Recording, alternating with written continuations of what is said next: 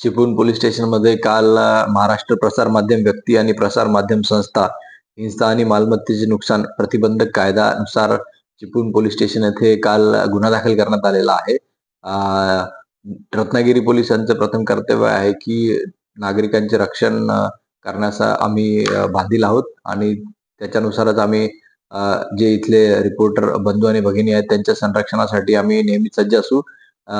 या अनुषंगानेच दीपक भागवत पत्रकार यांच्यावर जो तिथे हल्ला झाला होता, तिथे जी मारामारी झाली होती, त्या अनुषंगाने रत्नागिरी पोलीस दलाने गुन्हा दाखल करण्यात आलेला आहे आणि त्यावर कारवाई चालू आहे. तर हल्ले रोखण्यासाठी काय प्रतिबंधात्मक उपाययोजना केल्या जाणार? या संदर्भित गुन्ह्यामध्ये आम्ही प्रतिबंधक कारवाई करून घेतलेली आहे आणि त्याचा तपास व्यवस्थित करून लवकरात लवकर आम्ही त्याच्यात चार्जशीट करू.